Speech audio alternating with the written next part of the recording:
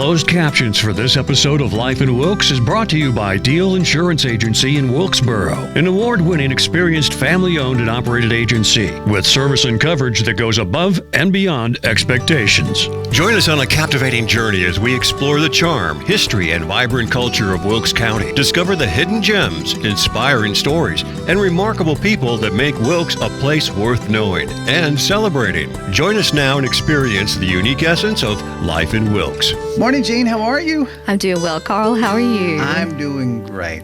I know all about what you do. Well, not everything you do, but I know about some of the things you do that are real important in the community. Tell folks who you are and what you do.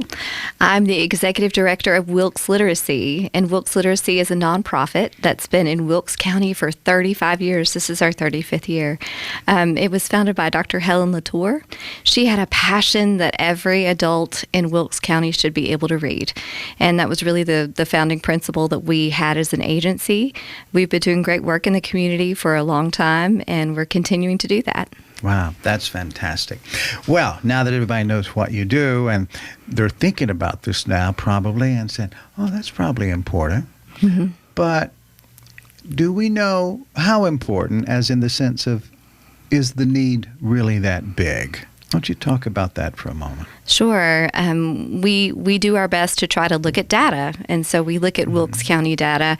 The newest data that we have tells us about 1 in 7 in our county can't read or write at a proficient level, and we say proficient. We usually mean that around a 4th or 5th grade level. Mm-hmm. And we also know that about 1 in 5 adults in our county doesn't have a high school diploma, and we think that that's important as well, that, you know, people that want to graduate high school should be able to have a pathway to do that.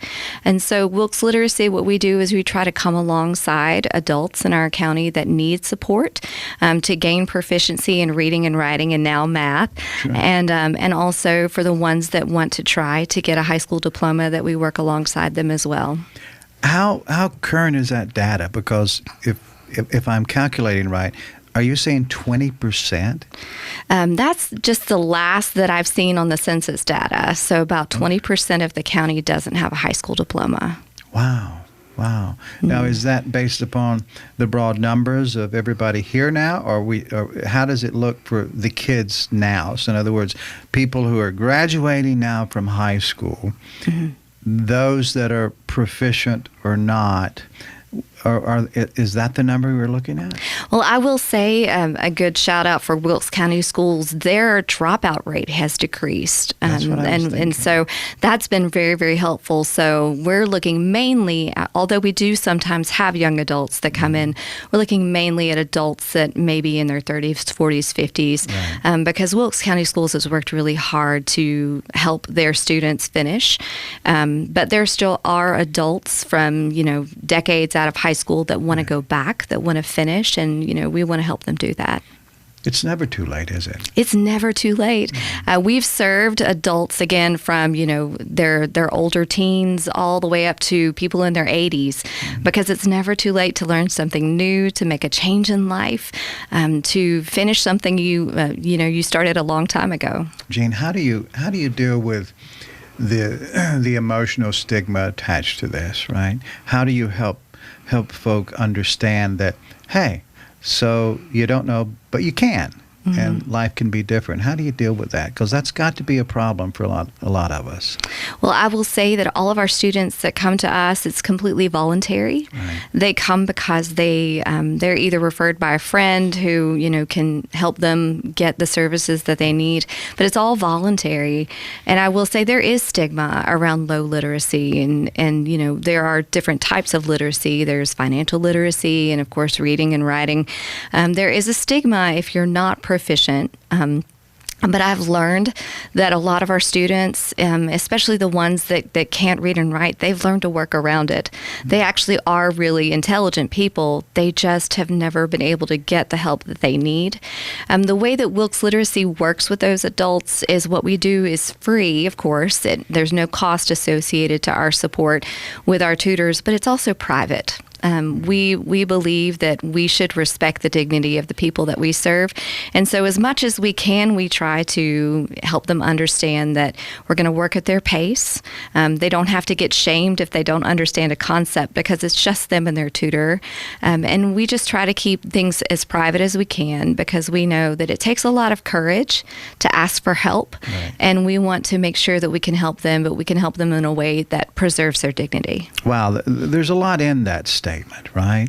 So once you get over the stigma, okay, so I don't know if you get over it, right? But once that's passed, once you cross that border of being afraid to ask for help to getting that help, how is this life-changing? Because I think that's what we all need to understand, because there may be many people who are listening who either themselves or someone they know may be in this situation.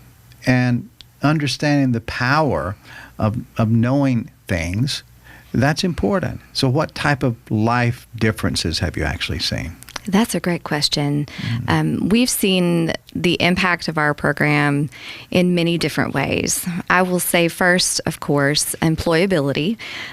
We have several students who come in who are either gaining proficiency in reading and writing that's helped them either attain a job or get a promotion. Some of our ESL students that come in, and that's English as a second language. We also serve adults who come in that want to learn English because English is not their native language. We've seen them gain great feedback from their employers about not only their desire to learn English, but their ability and how that's increased their productivity in the workplace. So employability is a big part of what we do for adults to help them either have forward mobility in where they are, or either that, or even look at getting a better job than the one that they have. I will say, of course, confidence. When we talk with students and they're able to fill out a medical form that they couldn't fill out before, or they're able to communicate and understand more about their health care, we integrate health literacy with our students so that they can learn more about how to ask good questions when they go to their provider, how they can give better feedback and answer questions better when they go to their provider, how they can understand their medication instructions better. There's so many aspects of health literacy. So we've seen gains in people who have become more healthy because of that. And then as you and I have all talked about previously, it's a generational change. When a parent can make gains in reading, writing, and math, if they have children in their home, that will trickle down to the children that they have. They're able to help with homework. They're able to talk with that child's teacher more than they ever have before. They're able to do all of the things that they need to do to support their child. There's so much data about parent involvement in a child's education and how impactful that is.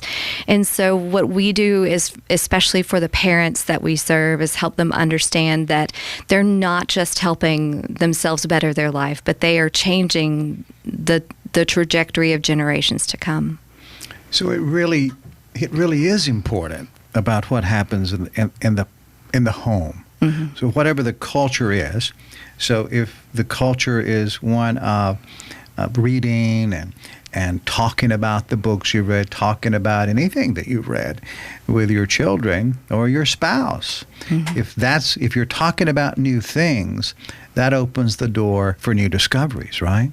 It does. And I can tell you story after story about our students. We have a young mother who came in with very, very low literacy. And one of our goals was to be able to build her literacy up enough where she felt confident to read to her young children. She has 2 preschool-age children. And reading to children when they're very young in their developmental years is extremely important. It builds their vocabulary. It builds their literacy skills. And, this was a missing component in their home. This mother was doing her best. She would actually put her children in front of videos of people reading books because she was not able to read to them herself. But now she can pick up a book and she can read to her young children because that, again, is going to change their life and their future. So when a mom or dad, when they're able to sit down with their child and read a book, and the child not only is learning, but if this is a new experience for mom or dad, they're learning too. So they're learning in the delivery, right? So first they've gone through your program, probably still are part of the program, and they're beginning to practice these skills. I can't help but to imagine that there's a tremendous increase in confidence and in pride for the adult. Now, the child is just learning, right? But mom or dad, they're learning and doing. So how do we measure the quality of life value increase that person gets? Or is it just something that organically happens, and because we're all different, it's different for everybody? Well, I think it's hard to measure the increase. I will say, I know you've interviewed Heather Murphy, and she's been, and the Health Foundation as a whole has been really impactful in the lives of almost every nonprofit in Wilkes County. And they have just been so kind to Wilkes Literacy and supported us.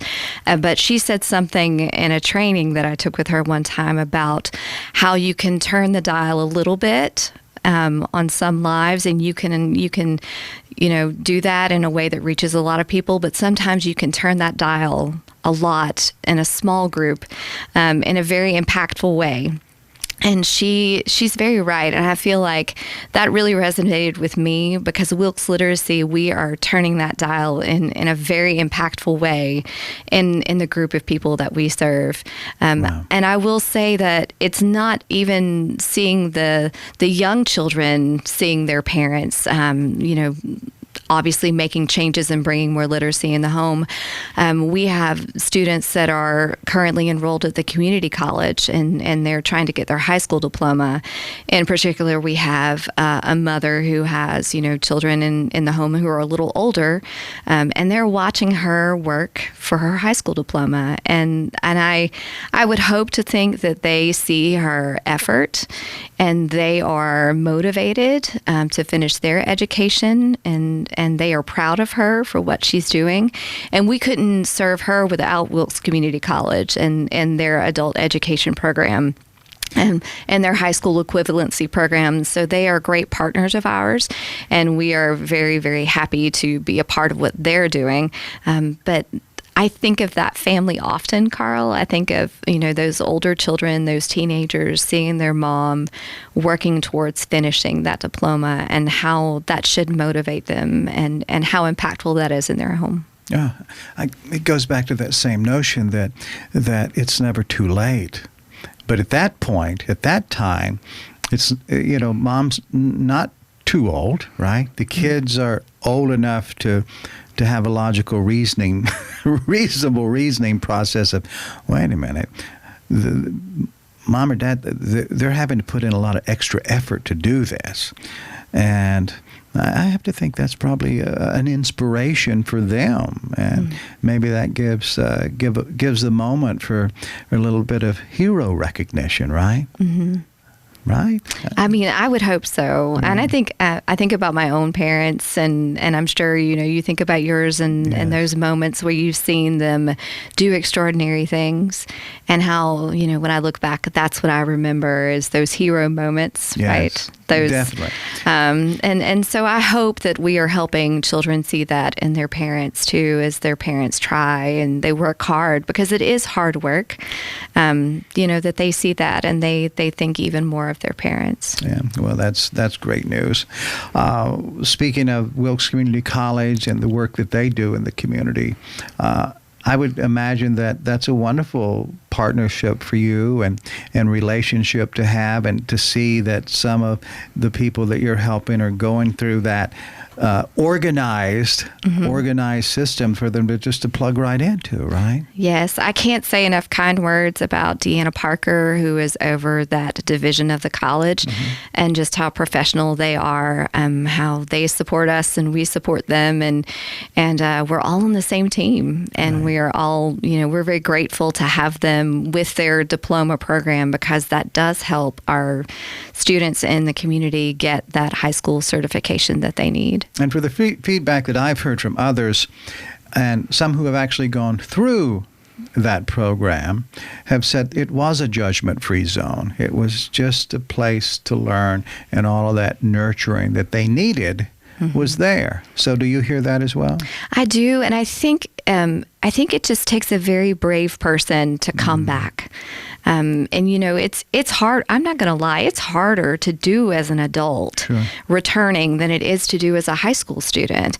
You don't have as many supports as an adult as you would in the county school system as a teenager.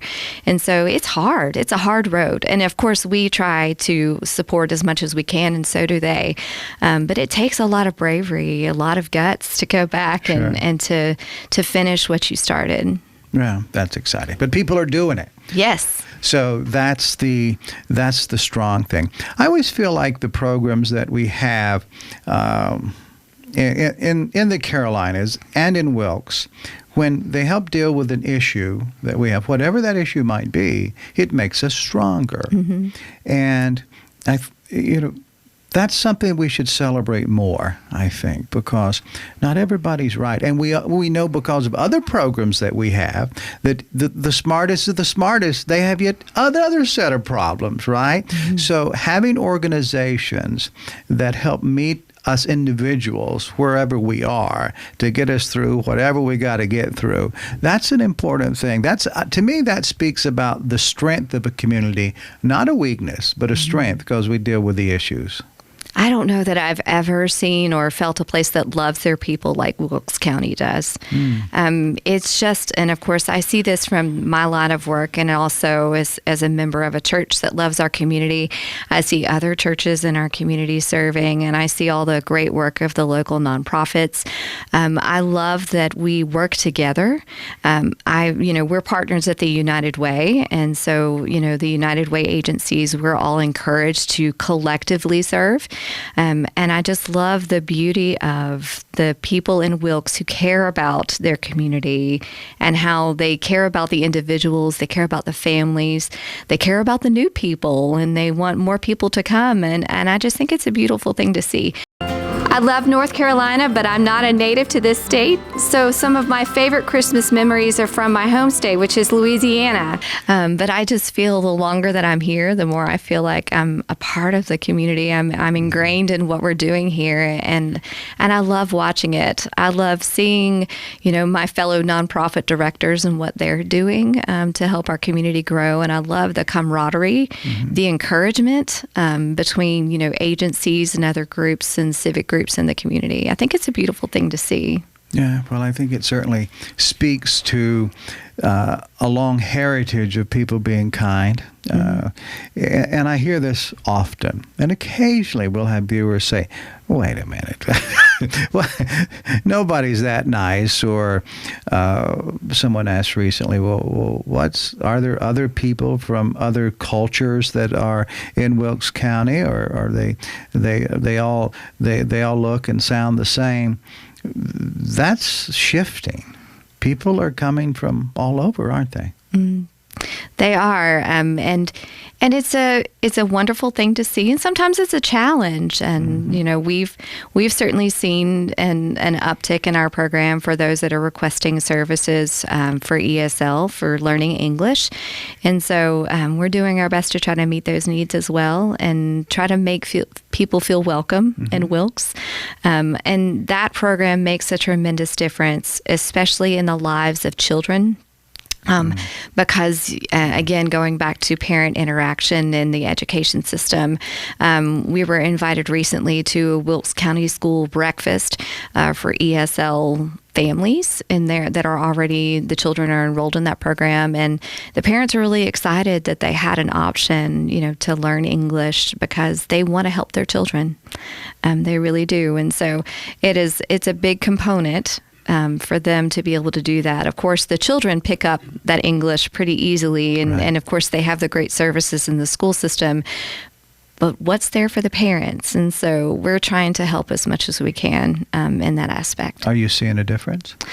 I am. Every student has a story. we had a student. We call her sort of a high flyer. She's got a college degree in her native country, and of course she's here, and our children are enrolled in school, and they've been here for a while. And she actually came back and said, "My boss told me last week how proud he is of me and how great my English has progressed." And she was so excited because she could see the difference, and so could he. Right. Ah, wow. How do people learn more about your organization? Well, we, of course, have a website, wilkesliteracy.org.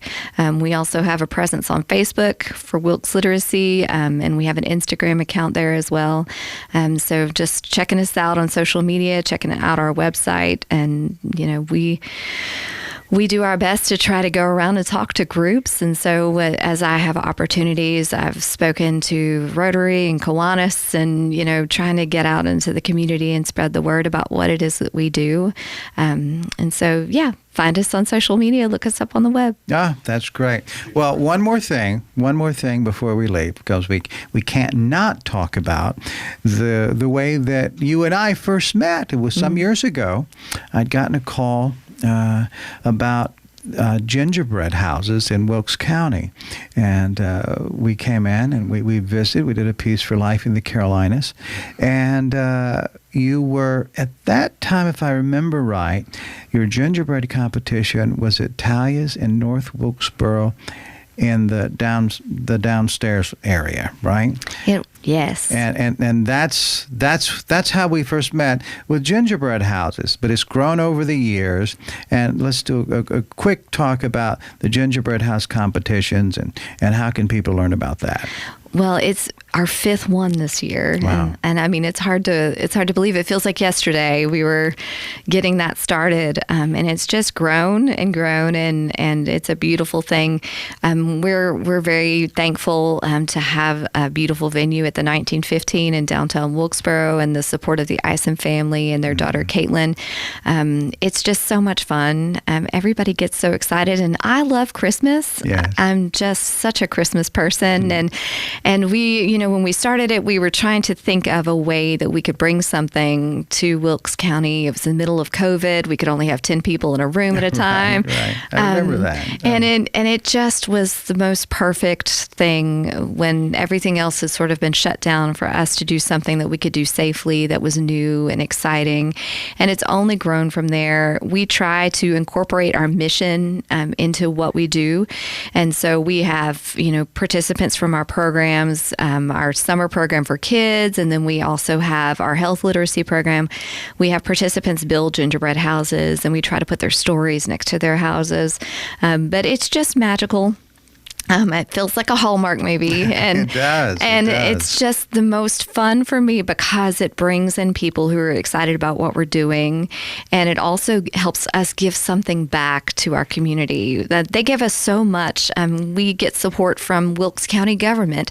We're just so blessed by the support that we receive. This is sort of our way to give it back. We make the Gingerbread Festival free so that no family would miss out, and we try to make it at a time where everyone's already in town, and right. They can just drop in and see it. It's during the weekend of the Christmas parade. I can't help but to imagine that event itself has helped broaden the awareness of your program. It certainly has. It's actually been a great way. We've gotten tutors in from participating there, and also we've made connections that have resulted in student enrollment. We actually have students that come and bring their families, and I think that's a beautiful thing too, because I can hug their necks and just get excited about their growth and celebrate them, and they can feel like they're a part of it too. But it definitely has grown Wilkes Literacy's footprint, I guess, in Wilkes County, because it keeps getting bigger every year, and we keep getting more participants, and we're so grateful for their support. That's wonderful. Well, as usual, it's been wonderful sitting down and chatting with you and learning more about what Wilkes Literacy Program's all about, and of course, wrapping it all up with a little Christmas thought about gingerbread houses. And I will say, if we've got our gingerbread enrollment up on our website. It's ready now? It is. So if someone wanted to participate, you can go to wilkesliteracy.org/gingerbread. Right. Or you could just go to Wilkes Literacy and you can see there's a gingerbread section on our website. And also, we do what we do with the Gingerbread Festival because we're sponsored by local businesses, and they're very generous to help us put that on. So if you're interested in sponsorship, that information is also available on the website. That's fantastic. Well, as usual, a plethora of information and always a little something extra at the end. Thank you, Carl. Thanks, Jean. Good to see you. Thank you. Good to see you too. Thank you for spending time with us on Life in Wilkes. We value you as a viewer and appreciate when you share the show with your friends and family. Be sure to bookmark our channel and join us again on the next episode of Life in Wilkes.